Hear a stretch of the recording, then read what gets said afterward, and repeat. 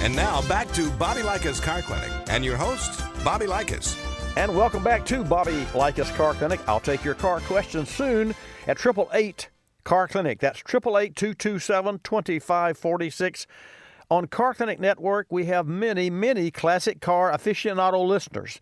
And it's my supreme pleasure this morning to welcome Jim Grundy, avid collector of all eras of automobiles. And Jim has a special passion for fine brass-era vehicles. Jim enjoys all of them at the finest concours in the country. All classic car owners and lovers know about Jim's dad, James Grundy Sr., who invented, get this folks, agreed value insurance policy, that's right, in 1947 that helps motorists protect their investment in their automobiles. So now it's our pleasure to talk with Jim, who is the president and CEO of Grundy Insurance.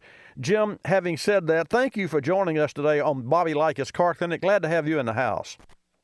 Hi, Bobby. It's a pleasure to be here, and you've told half the story already, but maybe I'll fill in a few blanks as we go. Well, please do, and share with our Car Clinic listeners and viewers at what point, while you're at it, a vehicle qualifies for classic vehicle insurance. It sounds a little crazy, Bobby, but we will insure any car regardless of year, in other words, 2019 to 1900, if it's used and maintained as a collector and it has some milestone significance, limited edition, restored, custom, they all qualify. So someone, to qualify, they have to determine the value in order to insure it correctly. And, you know, Jim, I'll just say this. For every classic car, either owner or potential seller or buyer, it's always, my car is worth more than I really think it is. So I find this time with you very interesting because I need some help actually trying to determine a value of my classic car. And so let's talk about the agreed value and then the stated value from an insurance perspective. And you hit on some very tricky terms right there.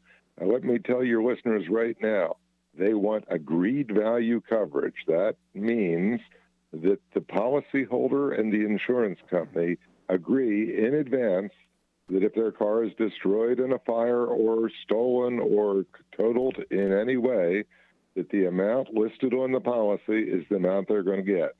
No wear and tear deductions, no age deductions, no depreciation deductions. The deal is done when we agree upon the value. Very confusingly, a stated policy doesn't say that. It doesn't mean that you get the amount stated. What the amount listed on the policy or stated actually means is it's the most that you can possibly get. But it still has a clause in there that'll deduct for age or wear and tear or the company's appraiser's opinion of what your car is worth. So stated value doesn't protect the policyholder. It protects the insurance company, and Lord knows they don't need any more protection than they have. Hey, this is coming from an individual who owns an insurance company. So, you know, I love it. I appreciate the fact. And again, folks, that's the agreed value. So to that end, before we get too much deeper into our conversation, and by the way, folks, we're talking with Jim Grundy, president and CEO of Grundy Insurance, a classic car insurance. So I have a classic car. How do we agree on its value? So you probably have a pretty good idea what your car's worth in your head. You know what you paid for it. We all watch all the auctions today. There's 1,000 books and guides on what cars are worth. So typically customers come to us and they say, we think our car is worth X. And we have a database, as you might imagine. We insure over 1 million collector cars, so we have pretty good reference tools. And we ask new policyholders to send us in a picture of their car. And if it's a custom or modified car, they'll give us a little description or pictures of the modifications. And then we evaluate that with what they send. And typically, and when I say typically, I mean more than 90% of the time, we agree on the value they request. Sometimes they're too low. Sometimes they're too high. But usually we'll come back and then one or two passes at it. If there is any question, we'll come to an equitable agreement. And once we write the policy, we've made the deal. So at Grundy Insurance, you obviously have a rate card, or how do you establish the rate, Jim? Because it seems to me that if I have a car that I think it's worth $75,000 and you think it's worth 50, and we meet in the middle, can I buy up? Can you buy more insurance? Yes. For paying for it? Yes. It's not the intent of the policy. The idea is to insure the car for what it's really worth. Now, if it increases year over year, just call us and we'll increase it year over year. And that happens every day. That happens every year on some of our renewals. In fact, a policyholder can elect to have protection put on their policy, and we calculate the inflation rate every year based on how the market's going. And we'll automatically do it in a lot of cases. So with a rate, with Grundy's rate, how does that work with regard to classic cars versus conventional automobile insurance? Well, first of all, as you may know, in all the advertising, typically our antique car rates are less than half of regular insurance rates. Wow. And there's two very important reasons for that. One is our cars can't be used as everyday drivers, so they don't spend as many hours on the road, and they don't get driven in rush hour traffic, all that sort of thing. And the other big reason is our cars have to be maintained and garaged in a safe and secure place, which means that typical things that cause accidents and problems with car insurance don't affect our rates because of the limited use of the cars we insure. Well, that makes a lot of sense to me. And, you know, when you think about it, and folks, please understand what Jim just stated. You've got a classic car. You know, for me, Jim, I don't even drive my vehicle. It's just outside our car clinic studio, literally, and it stays inside. And I've owned this car 34 years. I've driven it since its complete restoration in 2004. I've driven it 1,230 miles. Bobby, you can do more than that. Come on, respect everybody. You better get that car on the road. But I'm going to tell you one other thing, too, about why we, year after year, don't have to increase our rates. When a car guy gets in his car to drive it, typically he's driving the car, he's listening to the engine, he's enjoying shifting it if it's a manual shifter. Right. He's in touch with the car on the road. Right. Rarely do you see a guy driving an antique car with a cell phone in his hand or, you know, texting or daydreaming or something like that. He's in the car to drive it and enjoy it, which means he's paying attention. So antique car people and car collectors are just basically better drivers. Well, you heard it from the horse's mouth. You heard it from the king of insurance, folks. I want you to know. So, Jim, what you just said is that yours truly, which would be Bobby Likis, is a better driver than 99% of the people who are tuned in, unless they own a classic car. And you don't have to respond to that, but you're right. You're right on the money. And I'm anal about my automobile, and I choose my roads that I go for my route. No cell phones, period. That's just not in my makeup.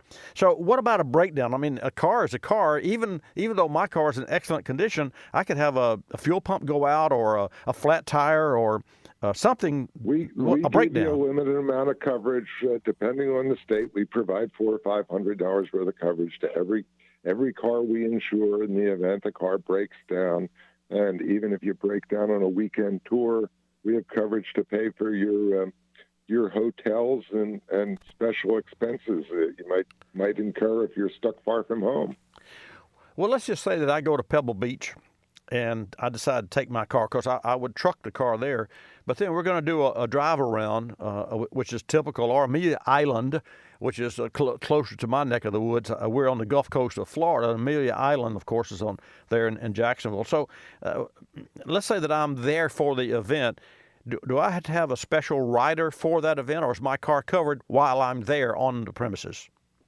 Oh, you're covered. We expect you to go to things like that. In fact, we're loading our trailer this week to head to Amelia Island ourselves with a couple of cars and all our equipment.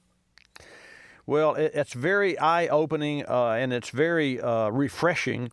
And some of the anxiety, as I mentioned, I don't drive my car enough, but like a lot of classic car owners, folks, Jim's really, the information that you provided to all of our Car Connect listeners is really valuable, because we sometimes look at the weather, always look at the weather, we look at the route, and then we decide, well, is it worth it to get my car out?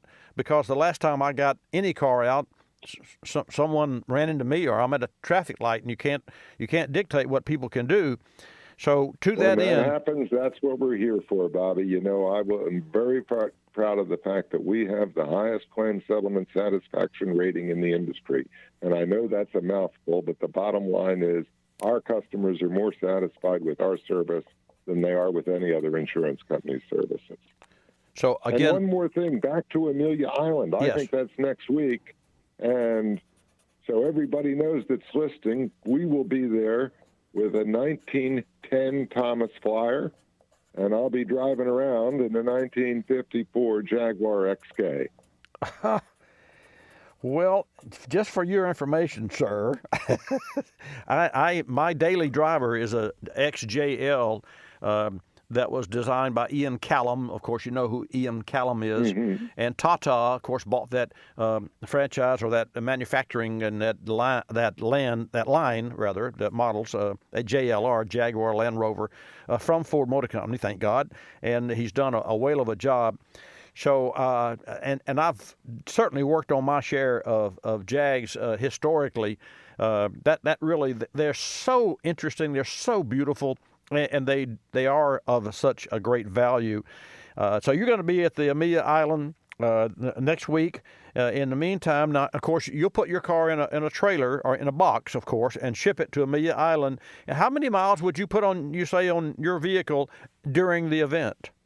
You know, back and forth to the hotel and back and forth to the auctions, and we're going on the little road tour that they have down there. I don't know, a few hundred miles over the course of the weekend, I guess. Wow.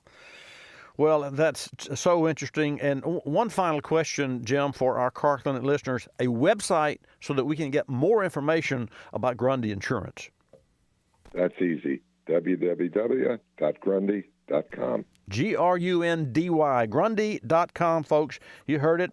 Jim, what a pleasure to have you on the air. And were it in my schedule, I would have to bring the radio to Amelia Island, and perhaps we can arrange that at some later date. In the meantime, folks, you've seen, if you've been watching at Watch Bobby Live, some of the very interesting cars that this gentleman has driven and his company insures.